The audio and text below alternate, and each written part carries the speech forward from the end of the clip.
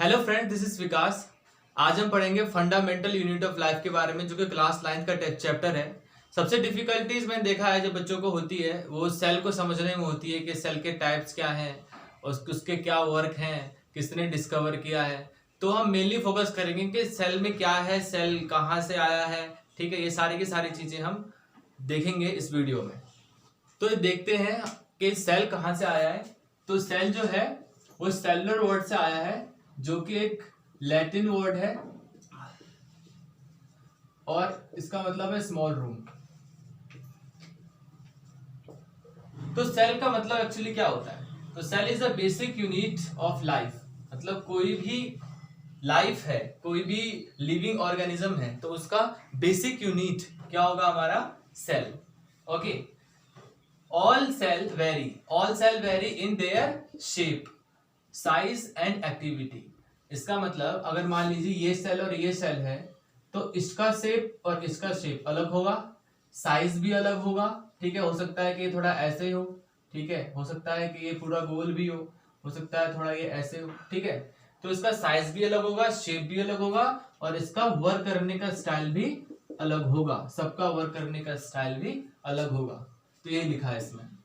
अब सेल के two types होते हैं। पहला होता है यूकैरियोटिक और दूसरा होता है प्रोकैरियोटिक। ओके, सो जो यूकैरियोटिक होता है उसके दो टाइप्स होते हैं। पहला यूनिसेलुलर और दूसरा होता है हमारा मल्टीसेलुलर। चलिए अब थोड़ा सेल के बारे में समझ लेते हैं। तो यहां देखते हैं सेल। देखिए ये ह्यूमन है, कितना प्यारा लग रहा है। और ये जो ह्यूमन है वो सेल से मिलके बना है। आपका जितना ही बॉडी पार्ट देख रहे हो वो सारा सेल से मिलके बना हुआ है। ओके, कितने सेल है इसमें? Almost around 37 trillion. ओके, सो हम इस सेल को कहते हैं fundamental unit of living organism. जितने भी लिविंग ऑर्गेनिज्म हैं, ठीक है, उनका जो फंडामेंटल यूनिट होगा लाइफ का, वो क्या होगा? सेल। अच्छा, थोड़ा एक एग्जांपल दे रखा है मैंने। जैसे मान लीजिए कोई ब्रिक है, इसको अच्छे से समझने के लिए। तो कोई हाउस है आपके पास, ये हाउस किससे मिलकर बना हुआ है? थाउजेंड्स ऑफ ब्रिक्स से, है ना? थाउजेंड ऑफ ब्रिक्स से, बहुत सारे ब्रिक्स लगे हैं, बहुत सारे ईंटें लगी हैं। उसके बाद ये खड़ा है अपने मतलब पोजीशन पे और अच्छे से तैयार हुआ है। तो इसका फंडामेंटल यूनिट क्या हो जाएगा? इसका फंडामेंटल यूनिट होगा आपका ब्रिक। तो हम इसको कह सकते हैं fundamental unit of house is brick. Okay, तो लेकिन ये आप मतलब के कह सकते हो कि सेल के हिसाब से मैंने इसको डिफाइन, इसको आपको लिखना नहीं है, बट समझने के लिए मैंने आपको बता दिया। जैसे एक हाउस का फंडामेंटल क्या हो सकता है? ब्रिक। ब्रिक से मिलके एक हाउस बनता है। उसी तरीके से जो ह्यूमन का फंडामेंटल होगा वो होगा सेल, राइट? अब हम देखते हैं जो सेल होता है, सेल जो होता है वो यूनिट होता है, सिंगल होता है ना? सिंगल, अकेला भी जीवित रह सकता है, अकेला भी ये जिंदा रह सकता है। अब क्या है, जब हम सेल, बहुत सारे सेल को मिलके, मतलब बहुत सारे सेल जो है, आप ऐसे मान लीजिए, बहुत सारे सेल जो है, बहुत सारे सेल ये आपस में मिलकर टिश्यूज बनाते हैं। ओके, बहुत सारे सेल आपस में मिलकर टिश्यूज बनाते हैं और वो एक पर्टिकुलर टास्क परफॉर्म करते हैं। ओके, उसके बाद जो बहुत सारे टिश्यूज हैं, ओके, बहुत सारे टिश्यूज वो आपस में मिलकर क्या बनाते हैं? ऑर्गेन्स बनाते हैं। और बहुत सारे ऑर्गेन्स आपस में मिलकर एक ऑर्गन सिस्टम बनाते हैं। ओके, ये क्या बनाएंगे? Organ system, right? I think it is clear. चलिए हम देख लेते हैं अब यूकैरियोटिक के बारे में। तो यूकैरियोटिक जो है वो यूनिसेलुलर और मल्टीसेलुलर दोनों होता है। ठीक है, तो जो यूनिसेलुलर होता है उसको हम सिंगल सेल्ड भी कहते हैं। ओके, सिंगल सेल्ड, जिसमें हम अमीबा और पैरामेसियम का एग्जांपल मैंने लिख रखा है, ये दोनों सिंगल सेल्ड होते हैं। ओके, और जो मल्टी सेलर होता है उसमें एनिमल और प्लांट्स आते हैं, और भी बहुत कुछ आ सकते हैं, जितने भी लिविंग ऑर्गेनिजम्स हैं वो आ सकते हैं। ओके, अब जो मल्टी सेलर है उसके भी दो पार्ट्स हैं। पहला है प्लांट्स और दूसरा है एनिमल्स। ये दो आ सकते हैं इसमें। ओके, प्लांट्स और एनिमल्स में मैंने डिवाइड कर दिया है। अब देखिए, जो प्लांट्स होता है उसमें ऑटोट्रॉप्स और एनिमल्स हेटेरोट्रॉप्स। ठीक है, प्लांट्स को हम ऑटोट्रॉफ कहते हैं और एनिमल्स को हम हिटोट्रॉफ कहते हैं। तो हम ऑटोट्रॉफ जो ऑटोमेटिक खाना बनाए, ओके, इसलिए ऑटोट्रॉफ से नाम पड़ गया।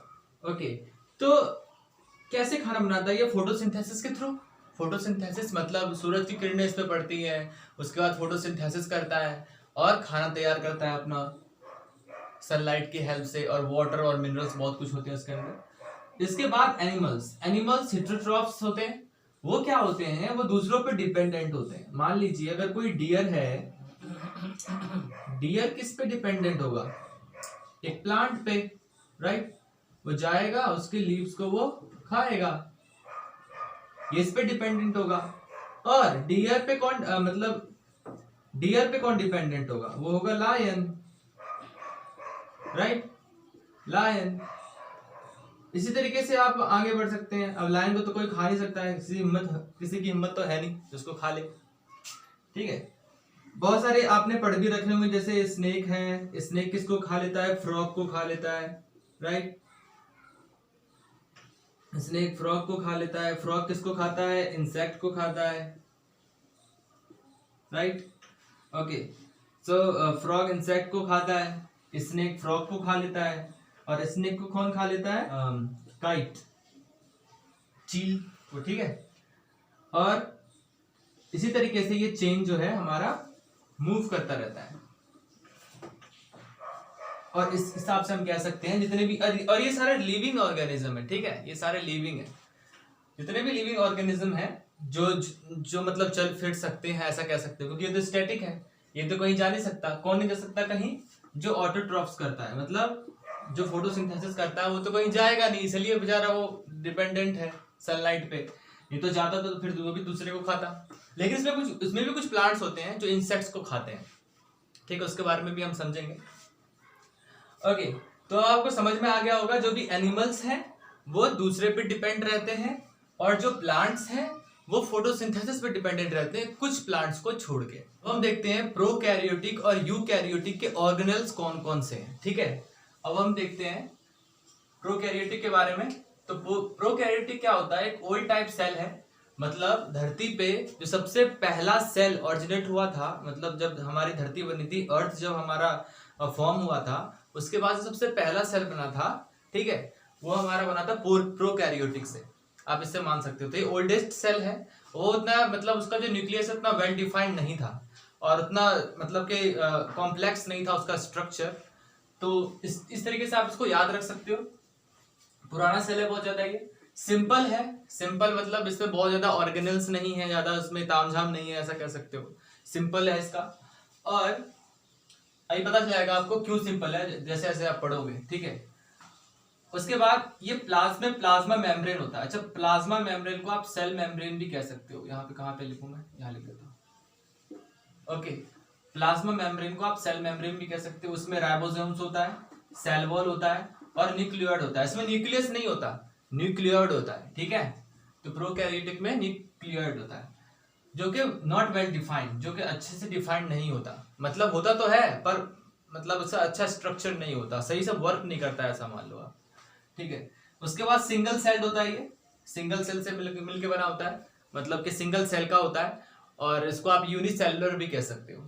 ओके, इसमें अमीबा और पैरामीशियम मैंने भी बताया था। उसके बाद जो यूकैरियोटिक है, यूकैरियोटिक डेवलप्ड कह सकते हो या एडवांस सेल कह सकते हो, ठीक है? इसमें बहुत ज्यादा मतलब कि टिपिकल चीजें हैं जो मैं आपको बताऊंगा अभी। उसके बाद इसको आप कॉम्प्लेक्स सेल भी कह सकते हो, क्योंकि एडवांस और डेवलप्ड है तो कुछ अलग होगा ना इसमें, कुछ ज्यादा एडवांस कहते नहीं है कि ये बंदा एडवांस है, मतलब उसको कुछ ज्यादा पता है, ठीक है? उस तरीके से आप इसको समझ सकते हो। और माइटोकॉन्ड्रिया, इसमें माइटोकॉन्ड्रिया होता है। इसके बाद क्लोरोप्लास्ट होता है। उसके बाद इसमें होता है एंडोप्लाज्मिक रेटिकुलम, इसको आप ER भी कहते हैं, अभी बताएंगे सब कुछ।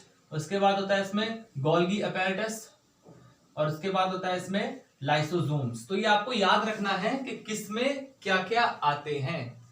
ओके, अगर मान लीजिए आपको किसी ने पूछ दिया बता क्लोरोप्लास्ट का क्या वर्क है, तो जब आपको पता रहेगा ना कि क्लोरोप्लास्ट यूकैरियोटिक में आता है, तो आप क्लोरोप्लास्ट के साथ साथ उसके बाकी ऑर्गेनेल्स के बारे में भी अच्छे से बता सकते हो।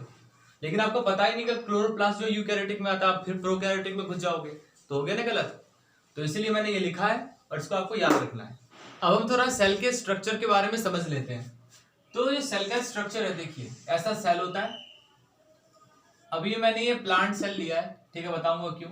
इसमें है सेल वॉल, जो आउटर साइड होता है सबसे, मतलब सबसे बाहरी part, outer part of a plant cell, वो होता है हमारा सेल वॉल, ठीक है, आउटर पार्ट। और उसका जो इनर पार्ट होता है उसको हम कहते हैं प्लाज्मा मेम्ब्रेन, ठीक है। तो यहां से स्टार्ट होता है ह्यूमन सेल, ठीक है, आप इसको कह सकते हो ह्यूमन सेल। और ये बहुत सारी चीजें हैं, बताऊंगा मैं आप। और जो हमारे ये सेंटर वाला पार्ट है, तो ये हमारा न्यूक्लियस, जो सेंटर में रहता है न्यूक्लियस, वो है। अच्छा, ये जनरल फॉर्म है, ठीक है, इसको आप ये मत लेके चलना कि ऐसा ही है। जनरल मैंने बता रखा है कि मतलब किस तरीके से आप बता सकते हैं कि कौन सी चीज कहाँ है, ठीक है। अभी मैं और भी डिफाइन करूंगा इसे।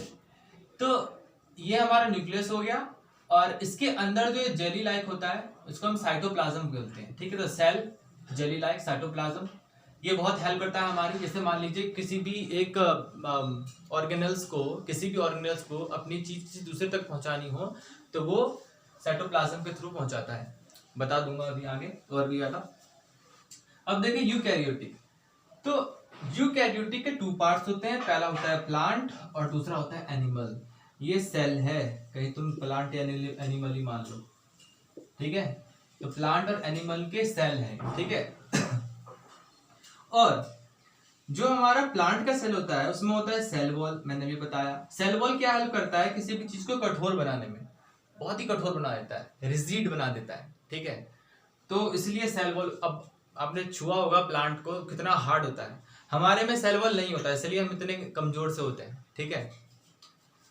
ओके, उसके बाद इसमें होता है प्लास्टिड। प्लास्टिड क्या होता है, प्लास्टिड में होता है क्लोरोप्लास्ट, जिसमें होता है क्लोरोफिल।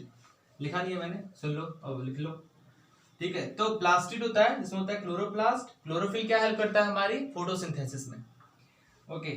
उसके बाद उसमें लार्ज वैक्यूल, ये हमारी जगह मान लो, वैक्यूल। जैसे कि हमारा प्लांट सेल है, okay, this is what plant cell,